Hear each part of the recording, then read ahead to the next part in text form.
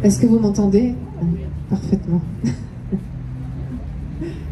Bonjour à tous, bienvenue à cette conférence qui va être pour thématique les neuroatypiques, l'hypersensibilité, les TDAH, les hauts potentiels, tous les troubles 10 et les TSA aussi. Alors on nous a dit que peut-être c'était un cadeau ou peut-être c'est un fardeau, je sais pas comment vous le vivez, mais on va essayer de développer ça un petit peu ensemble pour y voir un peu plus clair, parce que c'est peut-être une prédisposition que d'être justement neuroatypique.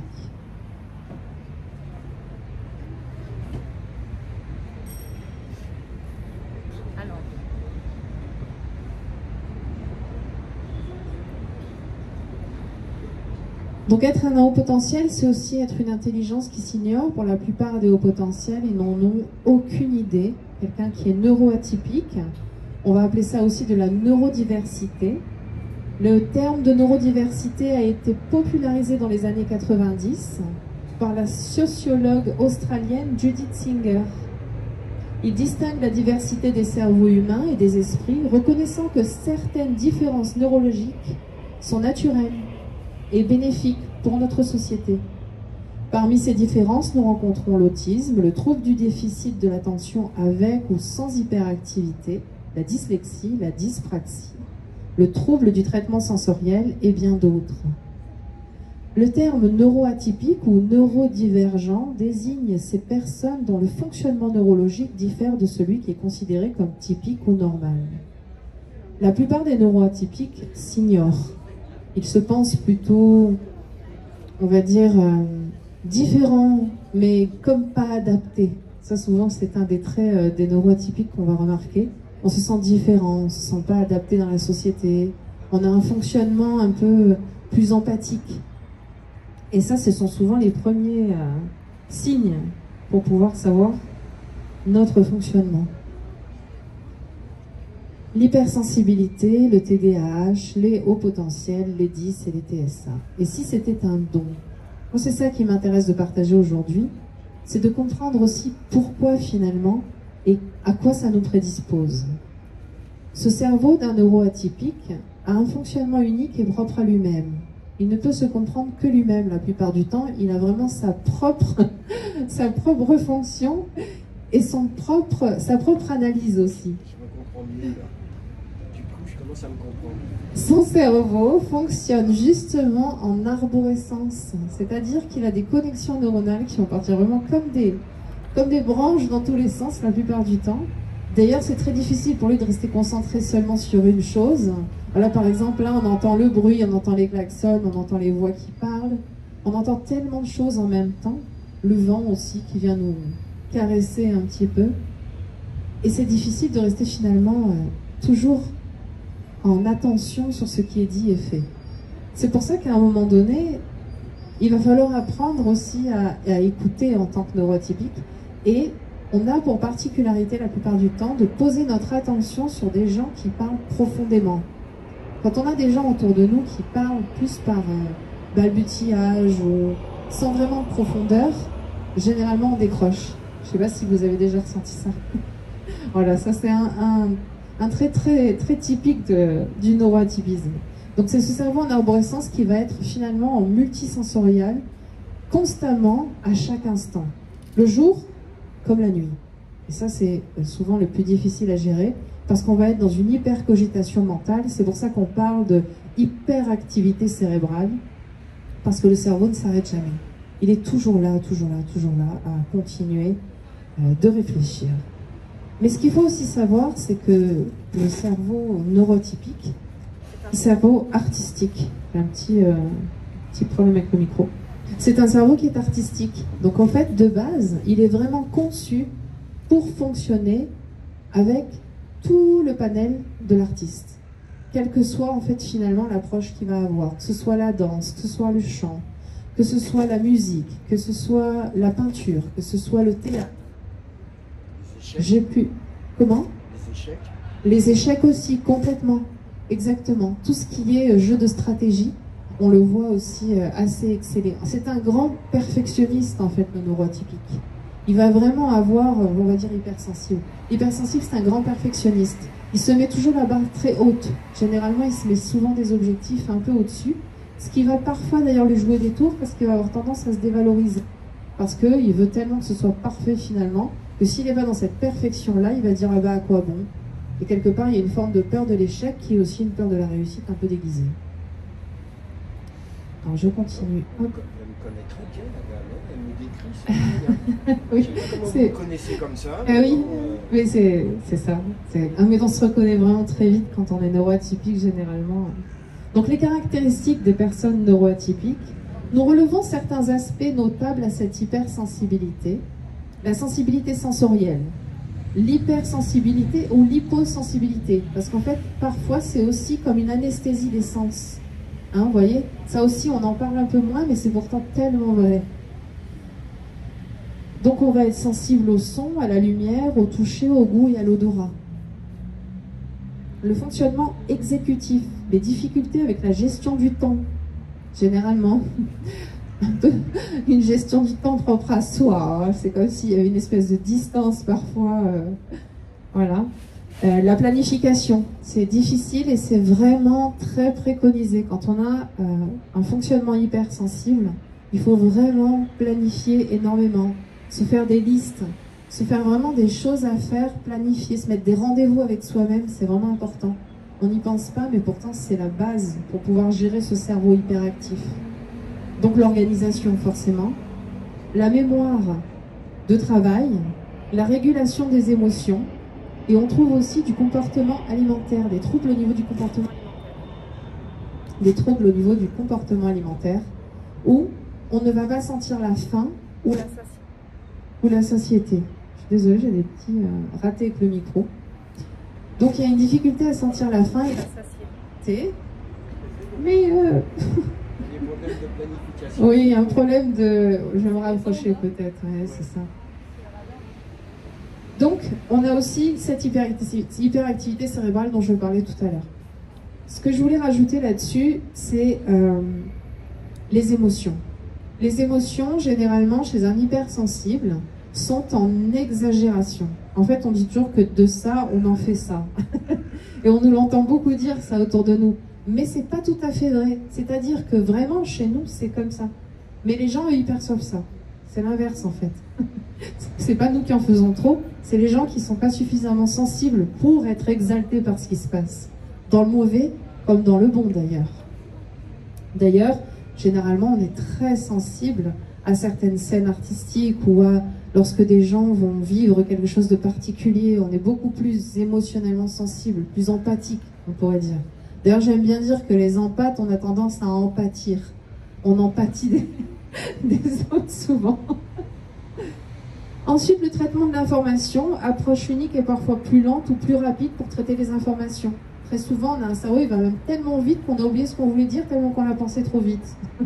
Donc quand on va vouloir l'exprimer, ah, je voulais dire quoi déjà? C'est déjà parti ailleurs. Et parfois, c'est l'inverse. On perd le fil parce on s'est arrêté sur un moment.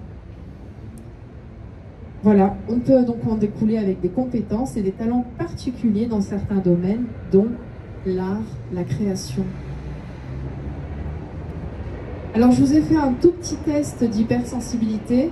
Bon, on dit que sur une échelle de 1 à 10, on va voir à combien vous vous situez. Les lumières vives vous dérangent, de 1 à 10. Les bruits forts ou soudains vous perturbent, de 1 à 10. Alors, vous pouvez dire oui ou non aussi, hein. Déjà si on peut comptabiliser. Voilà. Je me sens souvent submergée dans les endroits bondés.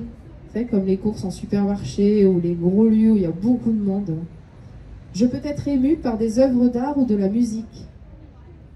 Les étiquettes de vêtements ou certaines textures m'irritent. Je remarque facilement les détails subtils de mon environnement. Vous savez, les petits détails que personne ne voit. Nous, généralement, on est au top du top pour les remarquer. D'ailleurs, je ne sais pas si vous, ça vous le fait, mais lorsqu'on regarde des films, le truc que personne n'a vu et qui énerve tout le monde, généralement. Ah, mais t'as vu, ça, c'est pas cohérent. Très sensible aux odeurs. Je me sens souvent épuisée après des interactions sociales, hein, vraiment vidée, la sensation d'avoir une barre à la tête parfois même. Je ressens intensément les émotions des autres, même des lieux. Hein. Quand on arrive quelque part, on est vraiment capable de déterminer si ce lieu va un peu nous plomber ou nous donner de l'énergie. J'ai du mal à regarder des scènes violentes ou troublantes à la télévision ou au cinéma. Hein, pour nous, c'est en fait, c'est un peu comme si tout était réalité pour nous, hein, finalement. On oublie la fiction au bout d'un moment et on le conçoit comme ça. Alors, ce qui fait qu'on est si sensible aussi, c'est parce qu'on a un instinct de survie plus développé que les autres. En fait, on pourrait dire que notre part d'animalité, entre guillemets, est plus développée. C'est pour ça aussi qu'on aime bien les animaux, généralement, où on se sent bien en nature. Parce qu'en fait, cette partie de nous est plus forte. Mais aussi, notre cérébral est plus fort. Ce qui veut dire qu'à un moment donné, on a une espèce de distorsion, c'est-à-dire qu'on a un cerveau hyperactif et un côté très régressif, un peu animal. Et en fait, entre les deux, notre cœur balance. Le but, en fait, c'est d'arriver à redresser ça pour trouver un équilibre dans notre monde. Parce que notre monde est plutôt dans la sollicitation de gestion de tout. Tout est contrôle, tout est sous contrôle, tout est... Et pour nous, c'est pas forcément facile parce qu'on est tellement sollicité par des milliards de choses constamment que le côté un peu animal en nous, il perd pied complet. Nous, on aimerait aller des fois gambader dans la forêt, oublier l'heure, on oublie de manger, on oublie tout et on est bien, quoi. Mais on est rappelé à l'ordre aussi. On ne peut pas fonctionner de cette manière-là. D'ailleurs, je ne sais pas si vous avez vécu ça aussi, mais lorsqu'on part en vacances... Lorsqu'on part en vacances, on va avoir plus de mal à revenir que les autres. On a besoin d'un temps un peu plus long, justement, pour se remettre dans le bain. Un peu comme si on avait fait un reset au niveau du cerveau. Hein, c'est dingue, ce truc. Et il nous faut 2-3 jours pour, des fois, ouf. Et parfois même, on a ce qu'on appelle des gueules de bois émotionnelles. Retenez bien ce terme, parce que je l'adore. La gueule de bois émotionnelle. C'est vraiment après un moment agréable, souvent de convivialité, de bienveillance, d'amour, ou bien simplement un week-end amoureux ou en famille. Et en fait, quand on revient de ça, il y a une espèce des fois de cassure comme ça, où on se sent un petit peu glisser un peu, avoir un peu ce qu'on appelle la gueule de bois, quoi. La même chose qu'après une bonne cuite. Surtout quand on est monté en émotion positive très haute. Hein, c'est ceux-là, ces moments-là. Après, il y a les autres moments où on n'a qu'une envie, c'est aller s'isoler et que plus personne nous parle, surtout. Alors, quels sont les dons et les potentiels d'un hypersensible? La discipline artistique, bien sûr, toutes les disciplines artistiques. Même si souvent, le haut potentiel ou l'hypersensible, il va dire « Ah oui, non mais moi, ça va, je sais pas faire, je suis pas Mozart, je suis pas Picasso », parce qu'on se voit toujours tellement, on se visualise tellement avec cette espèce de perfectionnisme où on s'en demande toujours tellement plus que parfois, finalement, on va malheureusement ne pas faire parce qu'on n'est pas le meilleur, en fait. Et ça, c'est dommage, parce qu'on a tellement à apporter, ne serait-ce que par notre présence à ce qu'on fait, que c'est vraiment dommage de ne pas apporter toute ce sens artistique qu'on a en nous. Et sachez que le sens artistique se développe au fur et à mesure de l'exercice en lui-même. Vous voyez? Et comme nous, souvent, on regarde un peu celui qui est arrivé très haut, très vite, et on se dit, non mais moi, j'arriverai jamais à faire ça, j'arrive à peine à tenir mon pinceau ou à faire un dessin, alors qu'en fait, ça vient au fur et à mesure. Et il y a le sens artistique qui se développe, mais pas que dans la peinture et le dessin, c'est aussi tout simplement par l'expression de soi, le théâtre. Souvent le théâtre, on n'y va pas suffisamment, et pourtant l'expression de soi, c'est vraiment génial, vraiment génial. Les deux, regarder et faire en fait finalement. Donc beaucoup de joie, de compassion et de bienveillance aussi chez ces personnes-là. Elles ont une capacité à ressentir les émotions des autres, donc quand on a un ami hypersensible, c'est quand même un sacré cadeau parce qu'il a une capacité d'écoute comme très peu de gens ont. D'ailleurs, c'est une prédisposition souvent à être un accompagné en hypersensibilité. Après, il faut pouvoir aussi faire la part entre l'autre et nous. Et ça, c'est encore un beau challenge. L'intuition et le ressenti profond, la sensibilité sensorielle, les facilités d'apprentissage émotionnel et la capacité d'analyse et de réflexion.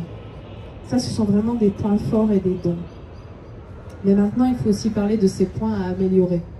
Parce que pour être vraiment un neuroatypique en place, comme on pourrait dire, il faut d'abord aller se rencontrer à l'intérieur de nous-mêmes. C'est comme si on était porteur d'une vérité un peu plus exacerbée finalement, mais elle était tellement enfouie à l'intérieur. Et on est tellement empreint de tout ce que nos aïeux ont vécu, de tout ce que nos parents nous ont dit. Souvent chez un hypersensible, il y a un désir très puissant d'être dans la norme en fait, d'être correct, d'être une bonne personne. Ça c'est naturel en fait. Et souvent, quand on n'est pas apprécié dans ce sens-là, on va se sentir un peu malmené. Et alors là, on va développer un petit peu ce rejet social qui peut se mettre en place avec la peur du jugement de l'autre et finalement perdre totalement notre naturel d'expression. C'est-à-dire devenir un vrai, alors j'allais dire pantin, mais c'est grand comme nom, mais pourtant c'est pas faux, c'est ce qu'on appelle le masque social. Le masque social va devenir tellement épais, tellement présent qu'à la fin on en a vraiment oublié qui nous sommes. Et il y a un moment donné, il y a toujours un moment dans la vie où il y a quelque chose qui se passe et qui nous fait nous poser des questions où on se dit non mais là j'en peux plus, c'est pas possible de continuer comme ça. Et là c'est le travail de pouvoir ôter le masque social sans se sentir en danger. Parce que ce masque social, c'est ce qui permet à l'hypersensible de vivre dans ce monde sans avoir envie de se percher sur une montagne. Parce qu'en plus, il aime quand même les autres. Donc il a besoin des autres et en même temps il a besoin du temps pour lui. Je ne sais pas si vous avez remarqué, il n'y a pas plus d'avions depuis tout à l'heure. Je ne les entendais pas depuis tout à l'heure. Et maintenant, j'entends que ça. Donc, je disais justement que l'hypersensible a besoin des autres parce qu'il aime profondément les autres, mais les autres peuvent être aussi source d'anxiété si le masque social est trop présent. Parce que porter un masque 1 heure, 2 heures, 3 heures, c'est lourd, c'est fatigant. Mais si à un moment donné on l'enlève parce qu'on se sent en sécurité avec soi, parce qu'on a travaillé sur soi, on a levé cette plus grosse blessure qui accompagne l'hypersensible, c'est la dévalorisation, c'est l'injustice, c'est la trahison. Ce sont les 3 blessures qu'on retrouve très très fortement dans notre fonctionnement intérieur. Et si vous avez un petit peu de notion spirituelle, c'est quand même assez remarquable de voir que ce sont quand même des blessures qui font partie un peu de l'histoire de la vie et du monde. J'en dirai pas plus. Après, c'est vrai que j'aurais plaisir à partager avec vous en privé ou à mon stand si vous voulez venir me voir. Mais il y a un sens à tout ça. Et c'est là où on voit qu'on est vraiment porteur, un peu comme de la pomme de la vie du début, quoi. Celle où il y a tout dedans. Et en nous, c'est inscrit plus fort et ça ressort automatiquement dans notre vie. Donc, il est important pour un hypersensible, un neuroatypique, de travailler sur soi pour transformer cette sensibilité élevée en une force et ainsi améliorer la qualité de vie. C'est essentiel. Donc, les points d'amélioration, pour n'en nommer que quelques-uns, bien sûr, c'est la gestion des émotions, le renforcement de l'auto-estime, l'amélioration des relations interpersonnelles, le développement à la résilience. N'est-ce pas la résilience? L'optimisation de la santé mentale et physique, sortir de la procrastination et la dévalorisation qui en découle, l'exploration et l'accomplissement de soi, la création d'un environnement de vie optimal qui nous correspond. Ça, c'est un peu la base de ce que nous devons vraiment accomplir lors de notre vie, pouvoir la vivre normalement, si on peut dire, ou plutôt de manière magique comme nous le sommes nous à l'intérieur. Alors je ne dis pas que ceux qui ne sont pas neuroatypiques ne sont pas magiques, hein, c'est pas ça que je dis. Mais ce sont 2 fonctionnements différents. Et peut-être que si on devait mettre l'accent sur quelque chose aujourd'hui, c'est de dire que finalement, les hypersensibles ont vécu jusqu'aujourd'hui une forme de discrimination. Et j'ose le dire haut et fort, parce que être neuroatypique, souvent, c'est se faire traiter de différent, de trop sensible, de mauviette pour quand on est trop jeune, enfin, dans l'école, de pleureur, de pleureuse, finalement, on va développer une forme de timidité parce qu'à la fin, le jugement de l'autre, il est tellement puissant alors qu'au départ, on avait juste un élan de vie. Et sans parler aussi de notre goût naturel pour l'énergétique, parce que ça, on n'en parle pas, mais les neuroatypiques, généralement, on a une sensibilité pour ça. Mais c'est pareil, on se cache, on dit rien, on n'en parle pas. Et ça s'appelle vraiment de la discrimination. Donc c'est vrai qu'à l'aube aujourd'hui, où finalement, haut et fort, on peut dire notre orientation sexuelle, on peut dire notre orientation de choix de vie. Et pourquoi pas, aujourd'hui, imaginer un monde où on peut parler de notre neuroatypisme, de notre hypersensibilité, et de ce qui nous fait vibrer, et de ce qu'on aime, et ce à quoi on croit avec légitimité. Vraiment, si ça pouvait donner encore plus d'élan, si chacun d'entre nous y mettait un peu aussi, d'oser finalement dire oui, je suis neuroatypique et c'est génial et je suis à la même hauteur que toi, chacun ses croyances, mais tu n'as pas le droit d'entacher les miennes parce que toi, tu dis que la science n'explique pas ce à quoi je crois, mais je suis désolée, ça fait plus de 20 ans minimum qu'on écoute plus ce que la science dit. La science a donné aujourd'hui des informations sur la vie qui sont précieuses, mais ça passera pas aux 20 heures, parce que ça n'intéresse pas le monde, du moins pour l'instant. Mais petit à petit, on voit qu'en sous-jacent, ça change, parce que vous voyez bien, aujourd'hui, on est dans un salon à Nice, en plein cœur de Nice, ouvert, où on voit des thérapies qui finalement sont quand même atypiques, si on peut dire, et c'est ouvert. On ne parle pas que de bio maintenant, on parle aussi de bien-être, mais pas que le bien-être du spa, vous savez, où on se fait masser, on fait des bains de boue, on parle aussi du bien-être intérieur. Et ça fait du bien de voir que notre monde évolue dans ce sens-là, parce que nous, les neuroatypiques, les hypersensibles, on trouve de plus en plus notre place aussi. Et pas seulement en faisant des métiers qui ressemblent à ceux des autres. Vous voyez? On commence aussi à développer des choses qui sont naturelles pour nous. Ou finalement, maintenant c'est la sirène. Et en plus, il y a des bouchons. Bon, ça va, il avance.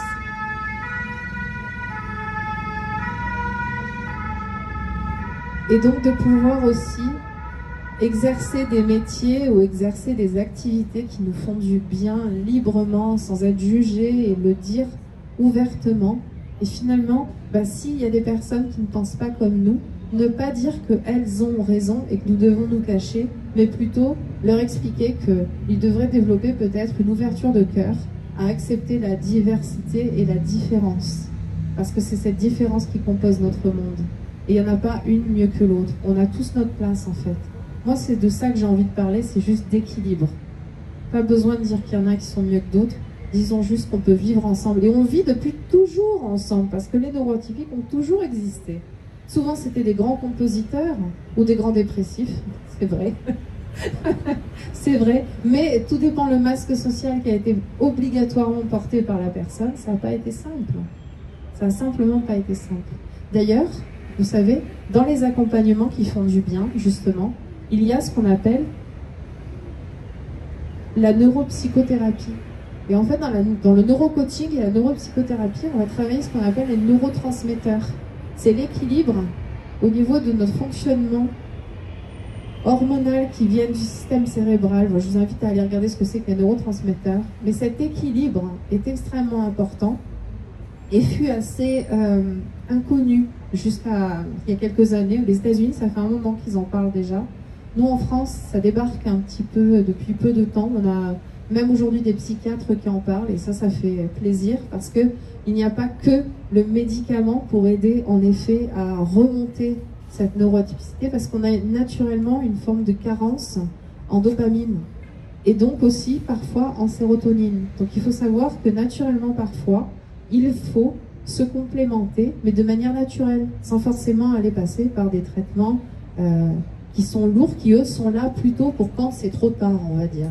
Mais en prévention, si on pouvait prendre un peu de tyrosine ou du GABA qui calme l'hyperactivité cérébrale, ça nous fait plus grand bien. Donc il y a très peu de contre-indications, bien sûr il faut quand même regarder, ça ne se fera pas avec d'autres traitements parfois, mais ça peut changer la vie. J'ai des gens qui viennent me voir au cabinet, qui sont parfois dans un état second de vie en fait, ils vivent leur vie à côté d'eux-mêmes en fait, avec un état de fatigue impressionnant.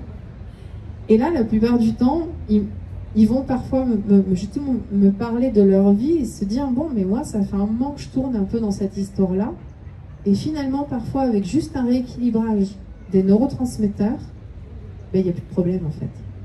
Donc si on commençait des fois juste par ça, avant de se dire qu'il y a un problème profond, c'est bien aussi. Je pense que la physiologie et la psychologie sont interliées, surtout chez les hypersensibles. Fut un temps, dans la nourriture, on trouvait beaucoup plus d'acides aminés. On n'en trouve quasiment plus maintenant. C'est pauvre, la nourriture est pauvre et ne nous nourrit pas réellement. Et en plus, plus on est sensible, moins on mange de produits animaux, et ben, c'est dommage parce que c'est souvent dans cela qu'on trouve le plus d'acides aminés. Alors il existe les végétaux, mais il faut être extrêmement doué pour amener le taux nécessaire grâce aux végétaux. Donc c'est toute une étude où il faut vraiment s'y atteler, il faut passer du temps pour comprendre ce qui est bon pour notre corps et parfois se complémenter à côté. Parce que sinon on s'expose à en effet des grosses fatigues parfois ou des carences qui peuvent entacher notre bon fonctionnement neuronal. Hein, quand on est beaucoup trop dans la procrastination ou dans le remettre à demain, c'est pas normal. Il y a forcément quelque chose qui n'est pas posé. Alors parfois, en effet, c'est de la dévalorisation, mais pas toujours. Pas toujours, vraiment. Donc, je vais vous parler d'hypnose quantique fréquentielle. C'est une association d'hypnose et de son.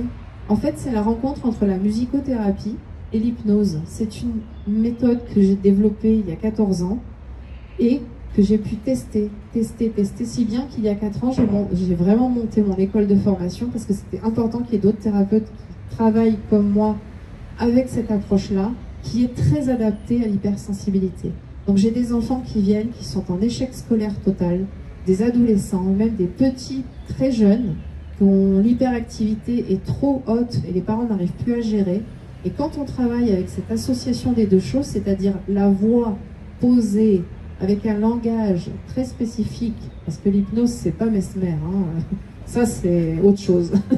L'hypnose réellement, c'est un langage, c'est une manière de s'adresser à l'inconscient pour capter son attention.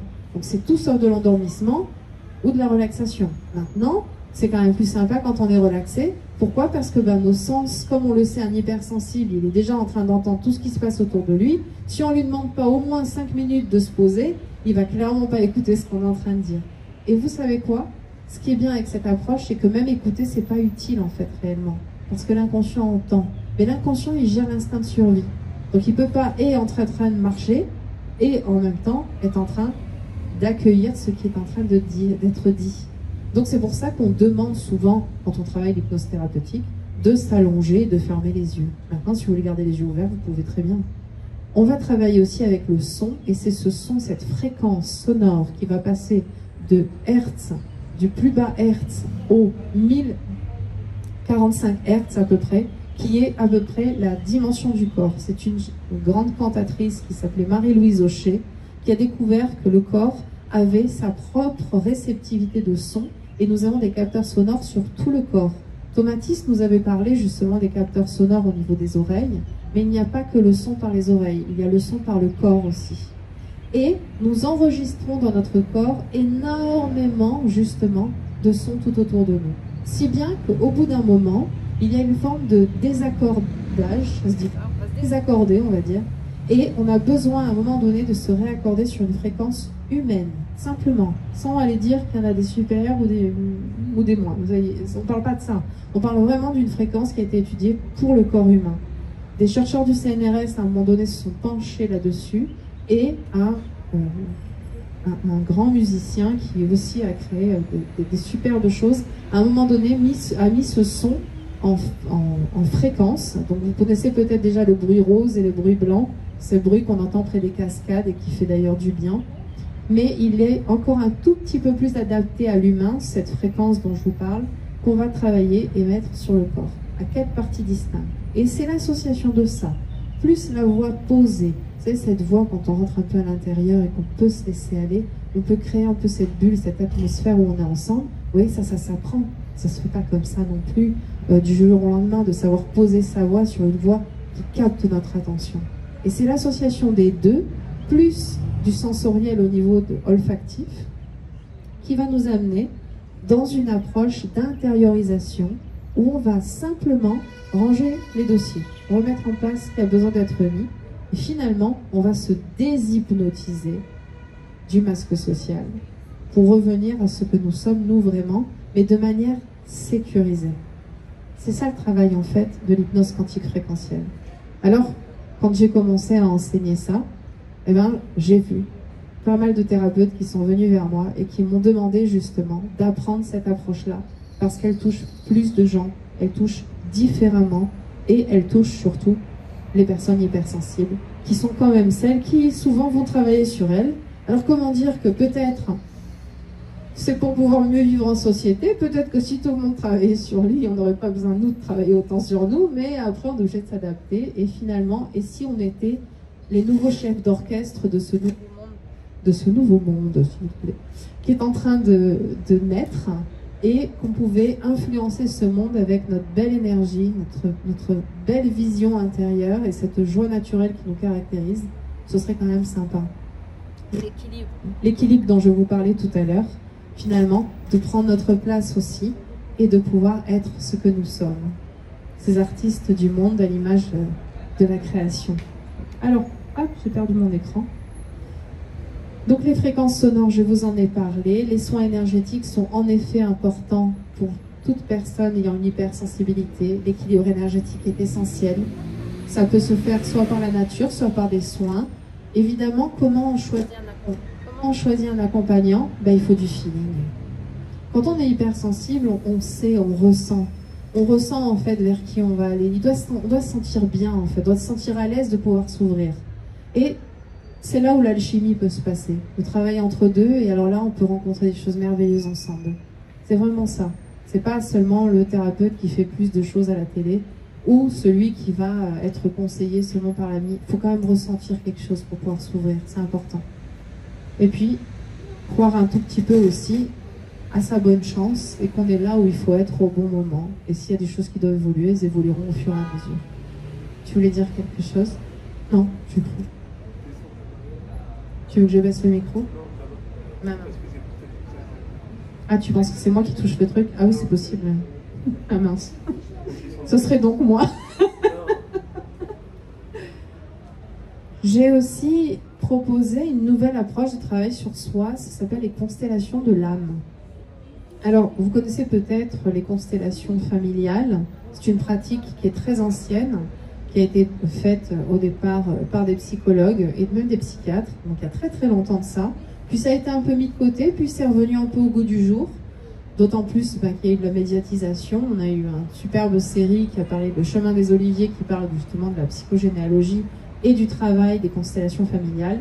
Ce qui est très bien, parce que finalement ça a permis à beaucoup de gens qui ignoraient cette pratique de la découvrir. Mais lorsque j'ai exploré les constellations, ça il y a déjà quelques années de ça, un bon paquet d'années même, comme j'ai cette approche où j'ai été initiée depuis mes 14 ans par des chamans au travers de mes voyages autour du monde, ils ont une conception un peu différente finalement de la personne et de notre construction intérieure. Et je me suis vraiment plus basée à cette vision chamanique, c'est-à-dire un peu plus autochtone, on pourrait dire, où on parle de conscience collective et surtout d'un grand voyageur qui est en nous, c'est-à-dire l'âme, celui qui traverse les temps et est finalement dans ce voyage de la vie. Alors oui, dedans il y a le familial en effet, puisque le cellulaire nous compose, mais ça ne s'arrête pas là en fait, parce qu'il y a aussi l'histoire des autres à l'intérieur de nous.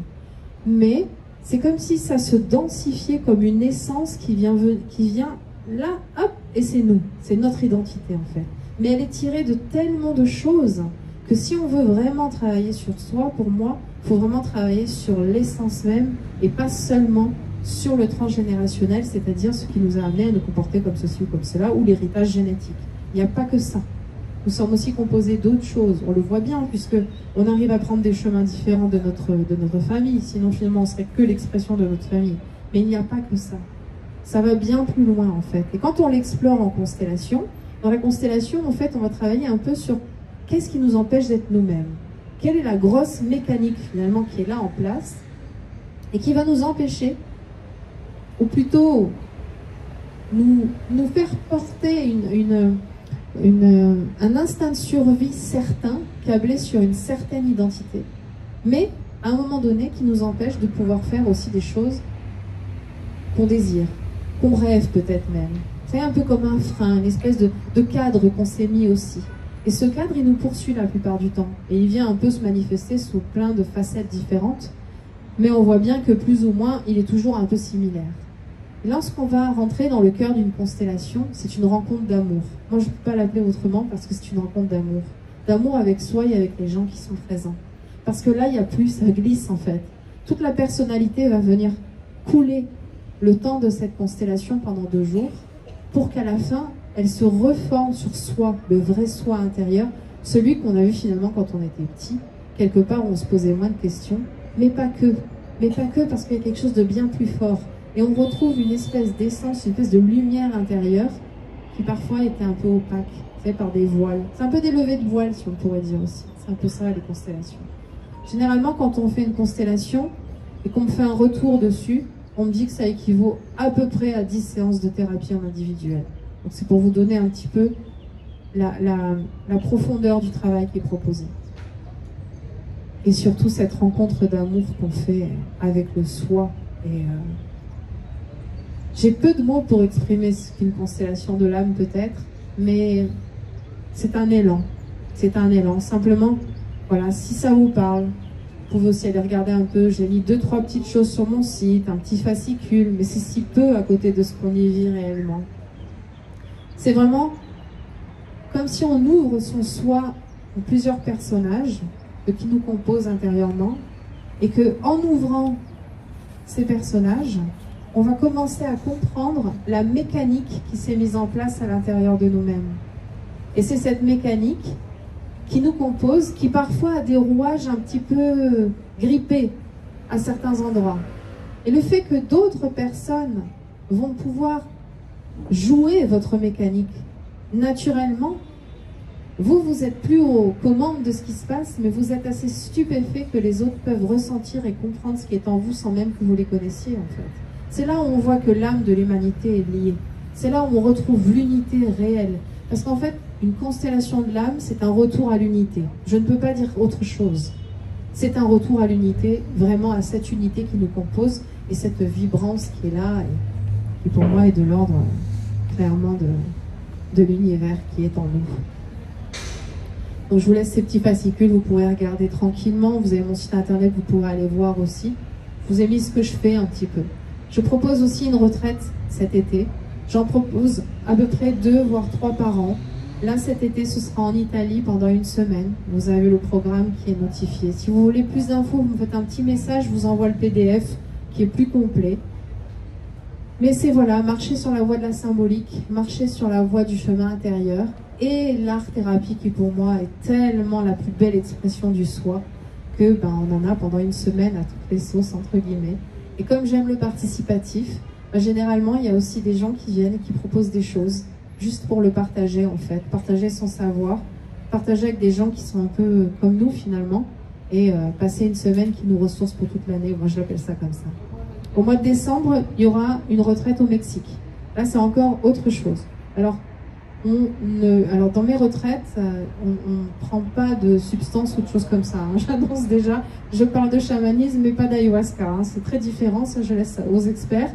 C'est pas mon truc, moi c'est la découverte du soin intérieur qui compte. Oui, on rencontre des chamans, mais des chamans pour leur profondeur, pour leur essence, pour leur message à nous transmettre. Et oui, des initiations et des cérémonies, mais pas avec des substances. Désolée pour ceux qui aiment ça, mais moi c'est pas trop mon truc. La plus grande initiation qu'on puisse faire avec une substance, c'est le cacao. Le chocolat, c'est parfait. Ça fait du bien au cœur et à l'âme. Et la musique qui nous accompagne pour aller justement réouvrir son cœur. Parce qu'une fois qu'il est ouvert, lui, et qu'il vibre, il n'a rien besoin d'autre. Si, la joie d'être ensemble. Et c'est un peu ça aussi, ces moments-là. C'est la joie d'être ensemble. Après, on peut faire du tourisme touristique. Il y aura du touristique, mais c'est aussi du tourisme intérieur qu'on fait. Donc voilà. Et qu'est-ce que je voulais vous dire d'autre? Et de temps en temps, voilà, il y en aura une en Espagne l'année prochaine. J'essaie de choisir des lieux où on peut facilement déjà y accéder. Bon, la Mexique c'est loin, mais bon, il y en a au moins une par an qui est facile d'accès, pas trop loin, où on peut venir facilement et venir se ressourcer pendant 1 semaine ensemble et apprendre plein de choses et partager plein de choses. Ce qui aide aussi les neuroatypiques, c'est le voyage au tambour. Il faut savoir que le tambour a vraiment, alors pas que le tambour, hein, d'autres instruments aussi, mais le tambour est particulier parce que la rythmique du tambour est très proche de la rythmique du cœur. Et en fait, on retrouve, vous voyez, c'est cet instinct naturel dont je vous parlais tout à l'heure, cet instinct un peu animal en nous, qui se manifeste naturellement, ou quand on arrive à se mettre au diapason avec un son de tambour, il y a quelque chose en nous qui se passe. Et on n'a même pas besoin de chercher réellement, ça se passe en fait. C'est quelque chose qui est là. Donc je sais que ça aide énormément. Alors le neurocoaching, j'en ai parlé, et l'apprentissage de la symbolique et du sens de la vie, parce qu'un hypersensible qui n'a pas de sens à la vie, il se sent comme dans le noir. C'est comme s'il avait un bandeau devant les yeux qui ne sait pas où il avance. Donc il a besoin d'apprendre la symbolique, il a besoin de retrouver le sens de la vie, le sens des anciens aussi. On est assez accroché à ce que les anciens pouvaient communiquer, mais les anciennes civilisations plutôt, un peu plus loin que juste les anciennes générations. Les anciennes civilisations nous ont laissé de belles traces avec des profondeurs d'apprentissage, et la connaissance fait du bien à l'âme, on en a besoin, et un hypersensible doit plonger dans la connaissance. Peut-être qu'au début il trouvera des choses, qu'après il découvrira d'autres choses qui démontreront les choses d'avant, mais c'est ça l'apprentissage. C'est aussi la connaissance qui va finalement nous amener à la fin pour juste découvrir la vie. Parce qu'à la fin c'est ça, c'est la vie en soi. Et il y a cette connaissance innée qui commence à pointer le bout de son nez, où finalement on voit qu'on avait tout en nous, et qu'il suffit juste d'aller le chercher, parce qu'on a cette connaissance innée, on ne sait pas d'où elle vient parfois. Ça vous est très certainement arrivé des fois d'avoir un discours, de dire mais d'où je sais ce que je suis en train de dire? Vous le savez, c'est tout. C'est en vous. C'est naturel. C'est une connexion neuronale qui vous permet de faire ça justement. On est à Nice, il y a l'aéroport pas loin.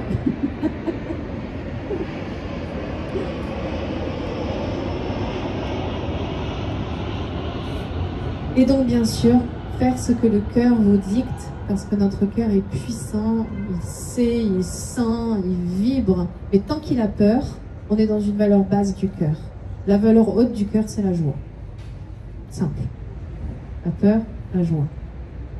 Quand il y a la peur qui est là, c'est qu'il y a un truc à aller voir. Hop, et après c'est la joie. Et plus on apprend cette espèce de, moi j'appelle ça la troisième voie, c'est-à-dire la voie du milieu, celle qui tranche entre le côté droit et le côté gauche, on peut dire, c'est ces deux extrêmes qui nous composent. Plus il y a cette voie du milieu, c'est la voie de la conscience qui vient finalement faire un peu l'arbitre ici et dire non mais attends, pose-toi 2 secondes là, pourquoi tu es en train de réagir comme ça? Qu'est-ce qui se passe en toi là? Pourquoi tu as réagi? Pourquoi tu te sens pas bien? Pose-toi, respire 2 secondes, viens repenser à ce qui vient de se passer, détache-toi de ce qui vient de se passer et comprends-en le sens profond de ce que ça vient te dire en fait sur toi-même. Et alors là, la belle aventure commence de la voie du milieu. J'aurais pas assez d'une conférence pour vous dire tout ce que j'ai envie de vous dire. Donc là, les retraites, je vous en ai parlé. Là, ce sont mes sites si vous avez envie de me retrouver. Et je vous remercie pour votre attention. Merci beaucoup. Quelle heure est-il ? Est-ce que ça vous dit de faire 5 minutes d'intériorisation? Si vous avez encore 5 minutes. Ouais, merci à vous. C'était déjà parfait. Merci infiniment pour votre écoute. On se fait 5 minutes? Juste pour aller hop, toucher un petit truc, merci. Donc l'intériorisation, c'est juste se mettre à respirer, fermer les yeux, les 2 pieds au sol. 5 minutes. Où on va pouvoir remarquer qu'on est capable d'être dans un environnement bruyant et en même temps profondément connecté à soi. 5 minutes pour ne rien faire, juste laisser faire. Les 2 pieds au sol. Les yeux fermés. Juste pour que le sensoriel de la vision se coupe le temps de cette intériorisation sensorielle. La première chose qui vous compose, c'est la respiration. Vous inspirez et vous soufflez. Vous inspirez et vous soufflez. À nouveau, laissez votre corps sentir cette détente tranquillement. Peut-être que vous pouvez porter votre attention sur les sensations comme l'air sur le corps.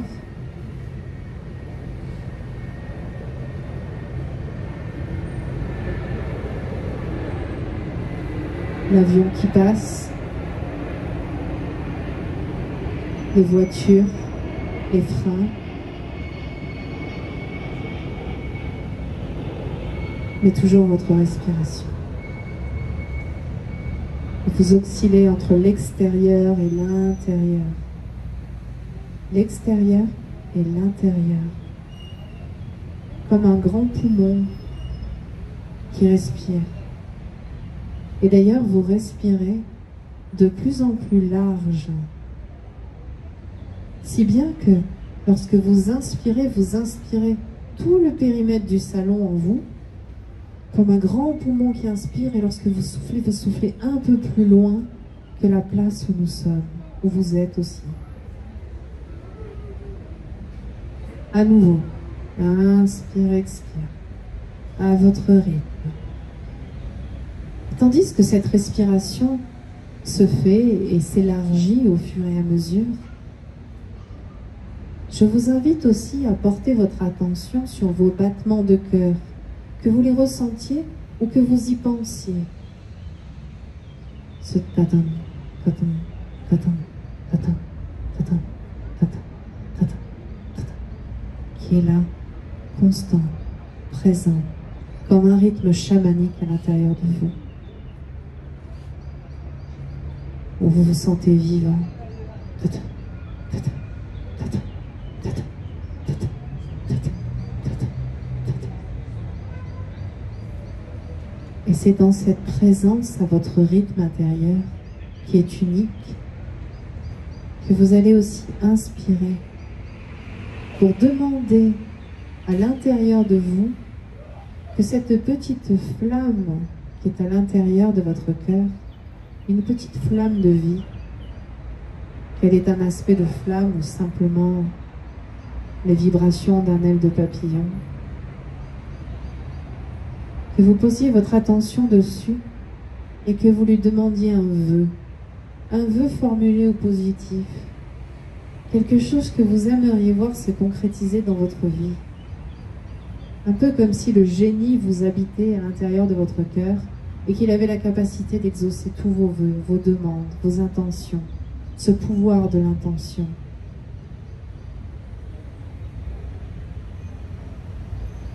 Et comme chaque bougie, chaque flamme qui est allumée, comme pour un anniversaire, va demander le souffle de la vie pour se matérialiser, une fois que ce vœu sera formulé, vous allez souffler, mais vous le faites vraiment.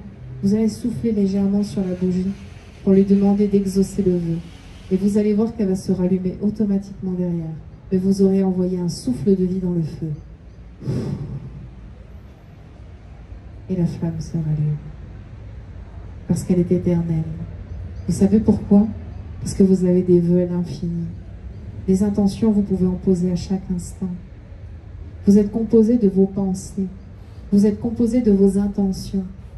Et si vous rendiez votre vie la plus merveilleuse qui soit, et si vous faisiez le plus beau film, la plus belle histoire romantique, d'amour avec vous et avec le monde.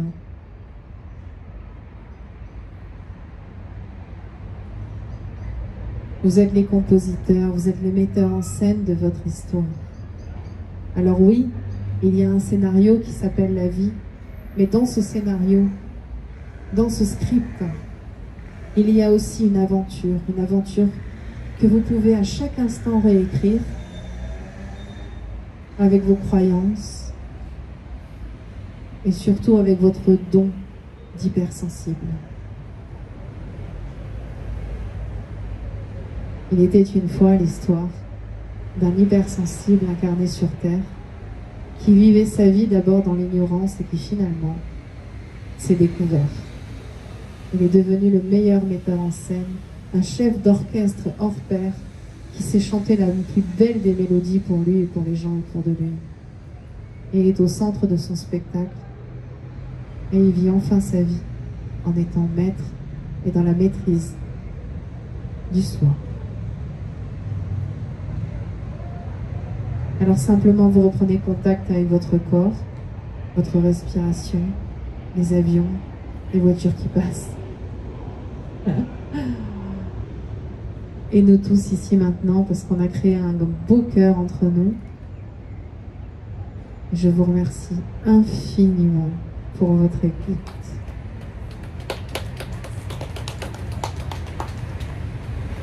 Merci beaucoup. Plein de belles choses à vous. Merci de vous avoir rencontrés.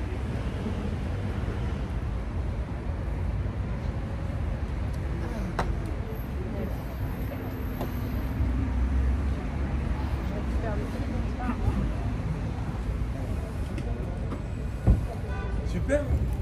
Tu vas t'arrêter jusqu'au bout? Ben voilà, parce qu'il s'est perdu de certainement. Nico, toi tu ne connais pas ça, la même. Très bien, très bien. Mais j'ai presque envie de te dire. Pourquoi tu coupes? Quand tu